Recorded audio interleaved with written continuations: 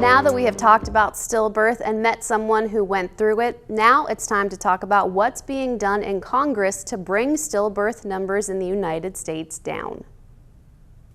There are two different pieces of legislation to reduce the number of stillbirths in the U.S. The Maternal and Child Health Stillbirth Prevention Act was introduced in Congress in July 2023 and was signed by President Biden a year later this July. This law amends Title V of the Social Security Act to add stillbirth and stillbirth prevention, something that has been left off since it was written nearly 100 years ago. Emily Price is the CEO of the nonprofit Healthy Birthday, Inc.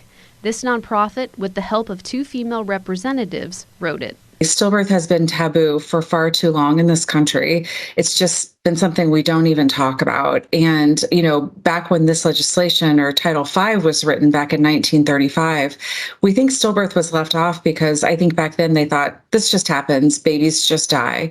And we know now that it doesn't have to be that way in every case, that we can prevent it at a minimum a quarter of the stillbirths that are happening today. Title V is the single largest funding mechanism to address maternal and child health issues in the United States. Health departments can now use part of the $2.6 billion of Title V block grant funding to prevent stillbirth. They can now fund things that can be used to educate expectant parents, like Count the Kicks printed brochures and posters that hang in birthing hospitals across the country, or OBGYN offices, or WIC clinics, or doctors' offices all across the country, that now there's no barrier. Once they use their Title V funds to invest in Count the Kicks, there's no barrier that every expectant parent should be learning about the importance of paying attention to your baby's movements in the third trimester and speaking up when you notice a change. She says this is going to be huge in the fight to bring down stillbirth numbers in the U.S. This is a call to action from Congress to state health departments to use your existing Title V dollars on stillbirth prevention efforts.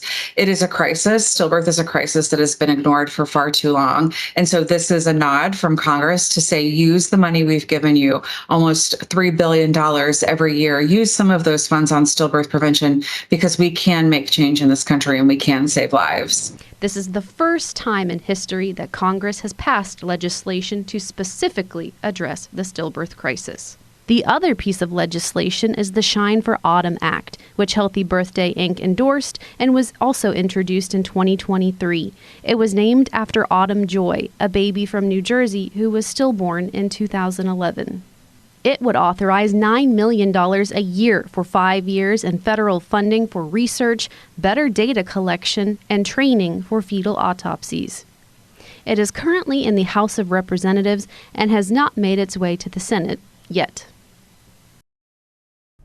We'll keep you updated about how the Maternal and Child Health Stillbirth Prevention Act of 2024 is helping to bring stillbirth rates down, and we'll update you about the progress of the Shine for Autumn Act as it continues to work its way through Congress. We hope shining a light on stillbirth opened your eyes to a topic that's not often talked about, and if you have been through a stillbirth, we hope this brought you some comfort that there is something being done to stop more of them from happening.